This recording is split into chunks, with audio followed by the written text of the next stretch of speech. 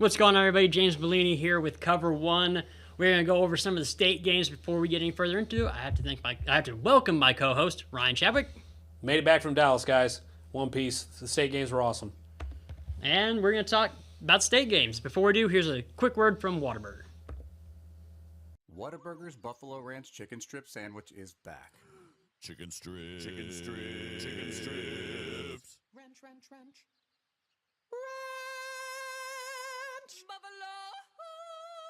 Buffalo Ranch.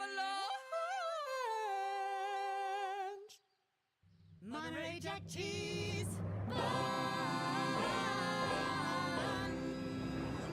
The Whataburger Buffalo Ranch Chicken Strip Sandwich. A beautiful masterpiece. All right, let's talk about some state games. Let's start with 1A, Chadwick. Let's talk about Jayton, Gordon. Talk about them real fast. What was your takeaway from those games?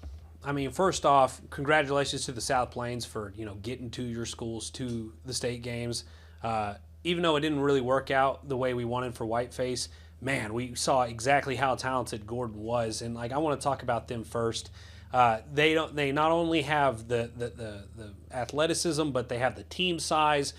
You could definitely tell why they make it this far almost every single year, right? And Whiteface put up a good fight, but it ended up not being enough. I will say this was the first 1A game in the last 4 or 5 years that actually went to the second half. I think one of the Benjamin games did 2 or 3 years ago. But in that Jayton game, it did not make it past the first 2 quarters. Yeah, when you're taking a team to the second half that hasn't been in the second half all season, you're putting up a good fight. Yeah. Well, and it wasn't immediate. It was a big play here and a big play there. Whiteface did make a couple plays on defense. They forced Gordon to punt a couple times. That was impressive. But in the other 1A game, Jayton did exactly what I predicted Jayton to do. At the beginning of the season, they 45'd their opponent, and I as soon as the playoffs started, I said, "This is your state champion." I saw them, play 3 games in the playoffs live, and Drew Stanland and his dad as the head coach, that duo right there, it was just too much for anyone that they came up against. And the team, I thought it would be a better game. I thought it'd be closer because the team that defeated Oglesby was with them. You know what I mean? Oglesby beat Richland Springs, but Jayton was just that much better than everybody this year. So that one was fun to watch. It was nice to see a West Texas school get a state championship. But yeah, it's just a different what me and Nick actually talked about. Why can't Jayton and Gordon play each other? You know what I mean? See, So that's what I'm thinking. These teams need to get together, maybe the next realignment, and say, hey, we're obviously the cream of the crop. Richland Springs, Oglesby, Jayton, Gordon. Just put them on your schedule and just see where you're at. Right. We were talking about it with, I know we're jumping around a little bit. We were talking about it with Wall when I was heading back from the Wall Gunter game. How does Wall they just put those other teams on their schedule. Mm-hmm. And I felt like they did that this year because they had a tough schedule to begin with, but they just ran roughshod over them. But we'll get back to that. Yeah. What about the 2A games? We had Munster and Shiner. Stanford and Ganado. Talk about those games. Those were probably the best games. Easily, of James. state. The for me anyway, and I bet you for a lot of people out there too. Definitely the top 3 games in state. We don't get enough credit to that Richmond South Oak Cliff game because that honestly was incredible too. But the last game of night 1, that Shiner Munster game, came down to the wire.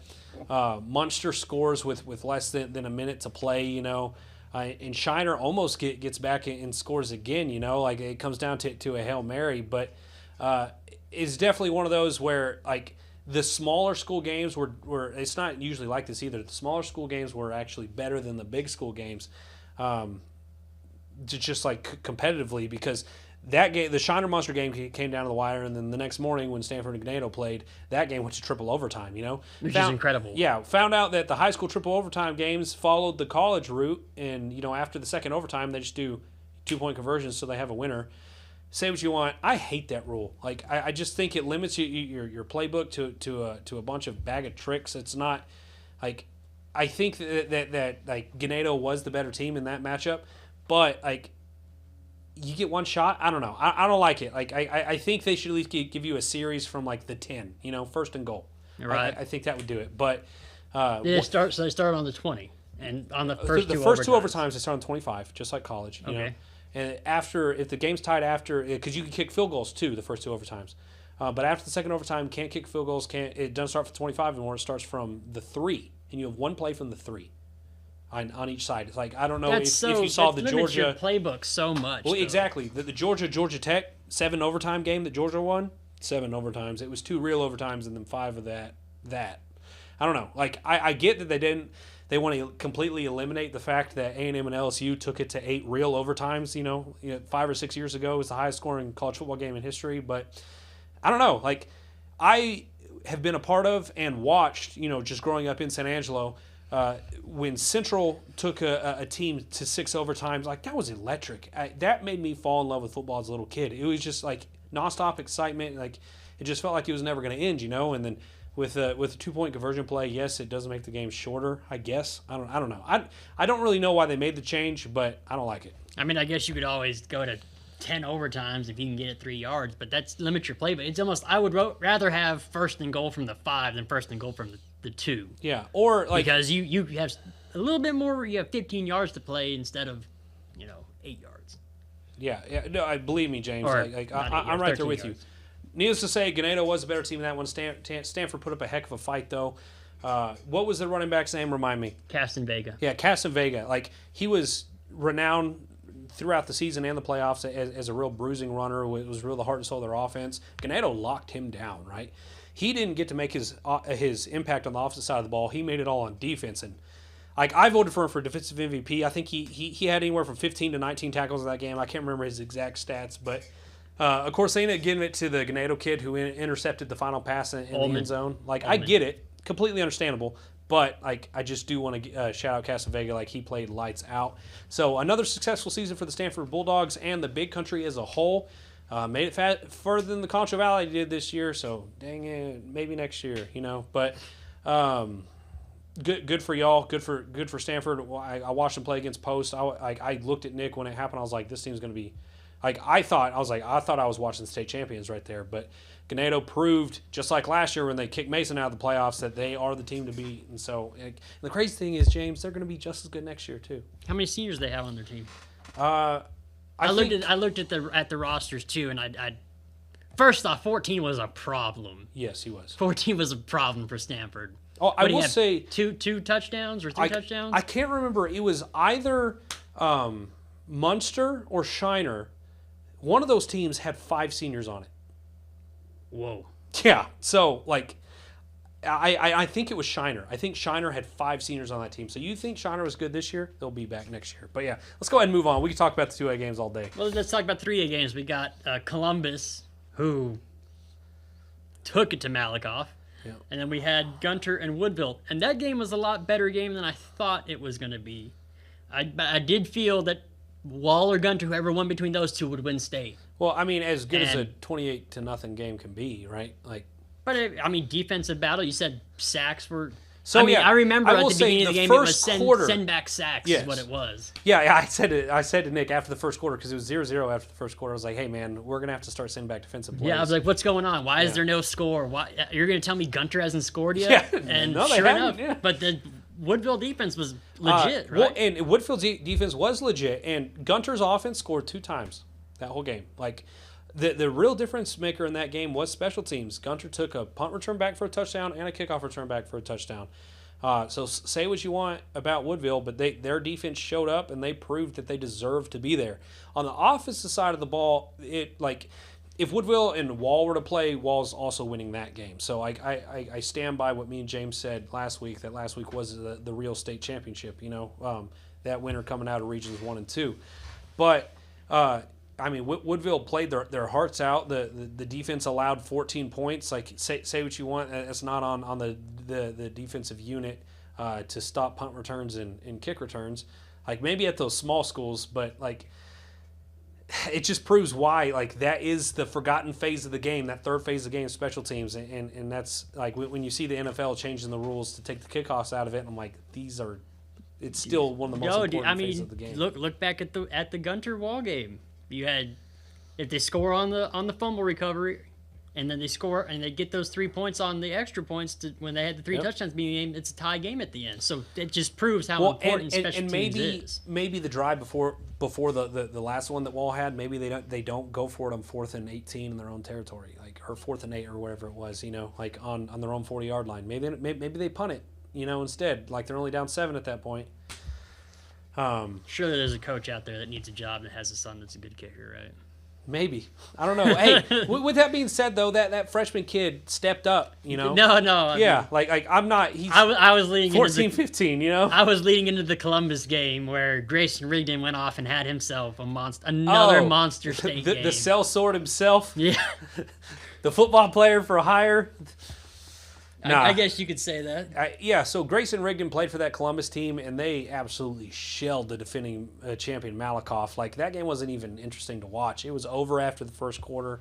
Rigdon had 3 touchdowns in the first half, 1 touchdown in the second half.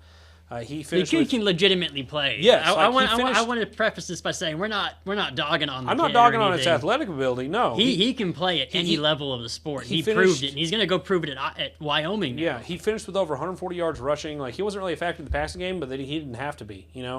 Malakoff could not reproduce that same magic that they had last season or up into this point in the playoffs because Columbus defense is just really good. But Rigdon finishes his high school football career with 1 loss.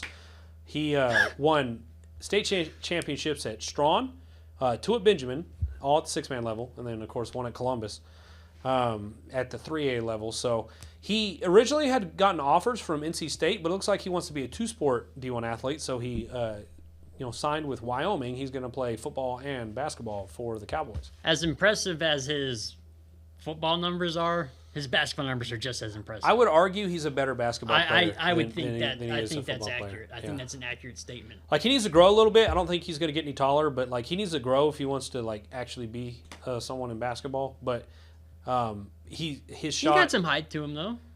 I know, but like at the D1 level, like it gets rough. Like, I watched Wyoming play Texas Tech this year, and Texas Tech beat them by 50 points. Well, I mean, here at ASU, everybody's 6'3". 6'4". Colin Albright's not the tallest one on the team. I mean, he's 6 foot, 10. Okay, so 6'9", but yeah, like, with that being said, the 3A games weren't as good as they could be, but Woodville put up more of a fight than I thought they would. But into those 4A matchups, they weren't good. Let's just put it that way. Yeah, this is where you're taking over.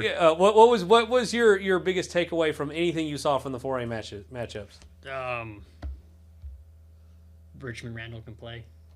Well, that was a 5A. I'm sorry, I went through a lot of them. Carthage was good. Carthage was pretty Carthage good. Did exactly what I thought Carthage was going to do. Salina was going to be good. Like, Salina scored like 1 million points, and that game was over after the first 5 minutes, I think the final touchdown was more of a moral touchdown.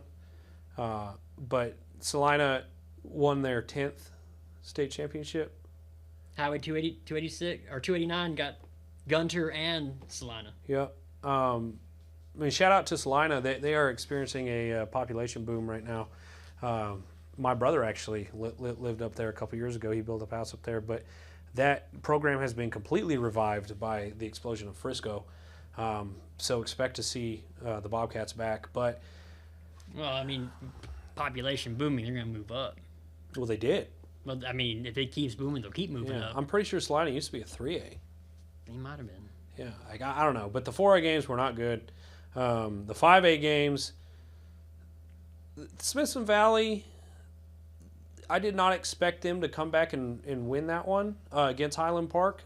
Like, Highland Park was a heavy favorite in that one, but Smithson Valley, like, their run game, their running back was a bruiser, and he completely took over that one, But now into the Richmond Randall South Oak Cliff game.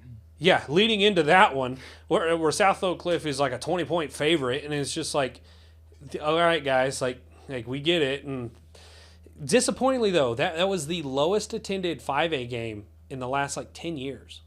Really? I mean, well, last year South Oak Cliff had 40,000 fans there. I think that was 2 years ago, but whatever it was.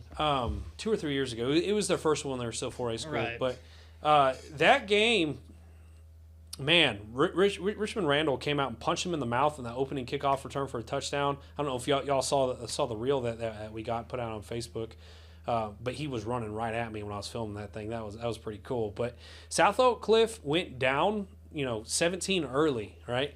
And It's hard to fight out of a hole like they that. battled back. Ended up losing that one on a game like potentially game time field goal. They missed it, and I feel bad for the kid, but he hooked that thing bad.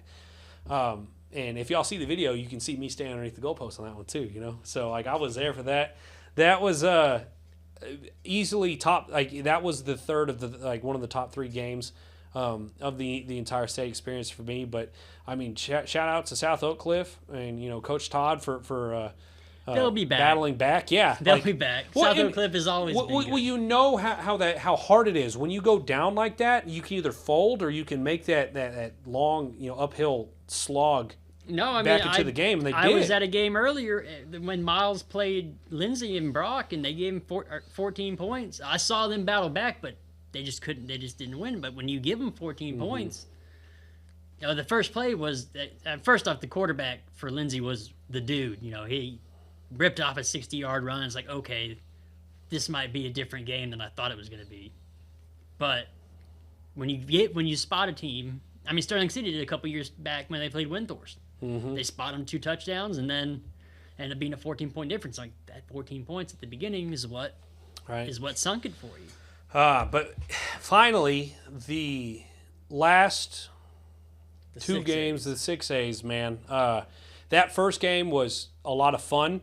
South Lake Carroll wasn't projected to beat Vandegrift. Vandegrift was pretty good this year, With that being said, no one thought that South Lake Carroll would even be in this one because Longview beat DeSoto. Everyone thought DeSoto was going back to the championship this year. But then South Lake Carroll beat Longview on a game-winning field goal as time expired last week. I was also at that one. But this one was back and forth. It was 7-7 early. Smith and Valley took a 21-10 lead going into the break. Or 21-7. South Lake Carroll missed a field goal as time expired. But the Dragons battled back, man. They never really went away. They never really gave up. And I know that they ended up losing this one, but it took two straight one fourth down stand by Vandegrift and then a fumble that the Dragons coughed up to pretty much seal this one. And you hate to say it, James, but turnovers lose games for you. South Lake Carroll had 4 turnovers in this one, and they lose by 7. When you don't win the turnover battle, you're probably going to lose the game. When you don't win the explosive play battle, you're probably going to lose the game. You need all that to help you, to favor you in victory. So Well, and we were talking to Coach Dodge afterwards in the press conference, and that's pretty much what he said. We were like this is another year South Lake Carroll continues on their state title drought. This used to be the most dominant program in high school football. What's going on? And he basically says, we've made it back. We've made the corrections. Because isn't that crazy? You haven't won state in a while, Coach. What's going on, But he straight up said, he goes, turnovers will kill you, So that game... It's a ballsy thing to ask. I know. I was looking over at the reporter who asked that, and I was like, bro, he just lost 2 minutes ago. Can you, where's the tact, But that was the How's early it feel game. to be a loser, Coach? Yeah, exactly. I was like...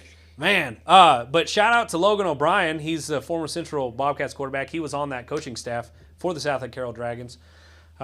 He was on one of my football teams when I was in high school. I have a question for you, Chadwick. I have a question for you. That Friendship game goes different, and Friendship wins that game against South Lake this year. Do they make it to state? Man, that's tough because they got to beat that Longview team who's pretty much built to beat spread teams. So, South Lake Carroll's defense was up to snuff against them, and that's the reason they won. And, their offense ground out a 9-minute drive in the fourth quarter to completely take the ball out of Longview's hands. I do think Friendship wins another round, so let's say they get to the 4th round, but at that point, I can't even remember on the bracket who they beat 4th round. It was, I want to say it was I don't think it was Allen. I think Allen had to play North Crowley, but I think so too. But anyway, it was going to be tough. Coach Northcutt has the Tigers on the right path. Let's put it that way. And I know Friendship's not going to have 2 D1 receivers on their roster plus a D1 walk-on under center, but he brings the Tigers back every year. No one picked the Tigers to win District 2-6A this year, and it wasn't even close. Like, they went undefeated in district. I do think that Northcutt's got them on the right path, and so we might be having a completely different conversation by this time next year. Like, oh my gosh, the Tigers are so good. How is the Bobcats ever going to compete? But I mean, with that being said, we have South Plains Live now, so we can pump up the Tigers a little bit. We don't hate them anymore. Well, I never really hated them. Like, they're not the Tell me about Permian, Chadwick. the Permian fans. Tell me about Permian, Chadwick. That's a rivalry, dude. I don't hate them. It's a respectful rivalry. All right. Well, talk about the North Crowley game. That receiver was the. I looked at his season stats. 2,000 yards is, damn. I mean, he's going to play for Dion next year. Damn, I didn't know that. Yeah, he's a Colorado commit. I think their quarterback's a North Texas commit. I think he's playing for the Mean Green. Running back's going somewhere on the East Coast. I don't remember. But, like, I do know for a fact quarterback's going to play at North Texas. That receiver, 2,000 yards, going to play for Colorado. From the rip, that game was over. No, Dion's going to be a Cowboys coach next year. What are you talking about? Yeah. Hey, no, I don't know, man. McCarthy won again. Oh, my gosh. We'll talk about that in a minute. But Crowley proved that they're the best team in high school football. They had to beat Duncanville on this road to do it. I read a story while I was at the state games that said during this romp they've beaten 5 state champions in the last 3 years just this season, including they beat DeSoto in the regular season. They beat Duncanville. They beat a couple different Austin schools, and of course they beat Austin Westlake in the final. And Westlake kept up in the first quarter-ish, but after that, like, it was just the gap was too big. Final score in that one was 50-20. So congratulations to the Panthers. They haven't won. They haven't even been to state in a while, and you had to take down Duncanville to do it. So overall, let's just talk about my overall experience. Like, it was another great slate. Hang on. Let's hear a quick word from Jim Bass Ford real quick. We'll come back with your end of state experience. We'll be back. I forgot. Right now at Jim Bass, scan our QR code and find great deals on cars and trucks. Right now, you can get $11 grand in total savings on all remaining 2024 Ford F-150s in stock. You can only get deals like this at Jim Bass Ford, Houston Hart and Arden Road, or 24/7 at bassbus.com, or you can use this QR code right here. It's on the other side, isn't it? All right, Chadwick, get to your end of state experience. How was your experience at AT&T? Did Nick love it? Dude, this is his first year. Nick looked like a little kid in a candy store, and like he's a Carolina Panthers fan, so he didn't have the Dallas Cowboys effect. But he was like, being in the stands at this stadium is one thing. The stadium is gorgeous. It's huge, obviously. But he's like, but being on the field, he's like, I've been on the field for a concert. He's like, but it's not the same. When it's all lit up and it's actually being used for the purpose of football, he goes, it's a completely game-changing experience. He goes, I don't know how I'm ever going to go back. I was talking to him, and I was like, man, I don't remember the last time I bought a ticket for a game, man. He goes, yeah, it's going to be hard to go back to that, so... sitting in the stands? Yeah, sitting in the stands, That would suck.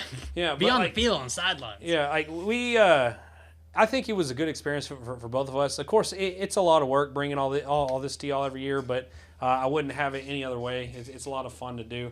But another successful 2024 season, James. Like, it's officially in the books. We got the COVER1 awards left, and then football's done. We got the COVER1 awards. We got 11-man and 6-man. And Paul's working hard on those, and I feel like our MVP, our defensive MVP, offensive MVP, newcomer, coaches of the year, coach of the year. I feel like it's all pretty solid. I don't think anybody can argue with most of it. We're not getting into knife fights over it like we have in the past. Like that first year, like we had a disagreement, but like this year, big disagreement. And I'll still disagree on it. But this year we pretty much, like, I said it and he was like, hey, that's what I was going to say. And I'm like, all right, cool, we're done. But yeah, just want to thank everyone again for always watching COVER1. And without y'all, we couldn't do all this. And like I said, I wouldn't do it any other way, man. I love this job and I love football season. All right. I had fun putting all the film together. It was cool. It was cool. Hey, seeing it. next year we're gonna get you to more games, James. Next year. Thanks, I appreciate it. I mean, when I've been to state, the first year I went to state was Sterling City, and it was the COVID year. You weren't allowed on the field. Only the teams were on the field. You were in the little ring that ran around the stadium, and you can move up and down the field, but it wasn't the same. Then I got on the field for Hollies. I remember I got the pass to what was his name, Casey No Shields, I think. Down the field, perfect, and his mom was on the side, and I sent her the video. And then I sent the running back's dad a couple videos and everything. I don't know how Joe feels about that, but it's something special the parents can hold on to, and it's something I've done a lot throughout the playoffs and everything, to send plays to parents and stuff. Hey, at the end of the day, that's why we do this. We do this for the student athletes. We do it for the parents, So, like I said, y'all keep watching. We'll keep bringing you all the content we can. All right. Well, Chadwick, do you have anything else you'd like to add before we get out of here? I feel like you've already added everything you can. I got one more thing. The Cowboys won again, so they just, made their Picking draft pick 12. worse after they got eliminated. Hey, it shows that this team has grit and they want to play because, the Tampa Bay Bucks are a good football team. I will say that game yesterday, that defense did not stop. Yeah. They were on it Deron, all game. And how nice is it having Deron Bland back? I just want to ask you that. How nice is it having Deron Bland back? It's going to be nice. He was a difference maker. We're going to have him for a year, and then he's going to go somewhere else because we don't have the money to sign anybody. Yeah. But anyway. We have $100 million if we structure things correctly, and we're not going to sign anybody because Jerry and everybody's too busy on their yacht when free agency starts. But other than that, the Texas Tech Red Raiders take on the Arkansas Razorbacks on Friday. It's another opportunity for the Big 12 to prove to the completely biased SEC media that other conferences exist outside of the SEC. I wouldn't be surprised if Arkansas takes it to us because that's what we do. But at the same time, I would also be less surprised if we beat them by 30 points. So I'm upset. You upset me. Hey, the Green Bay Packers play tonight too. Oh, go Pack, go. Anyway, this has been COVER1.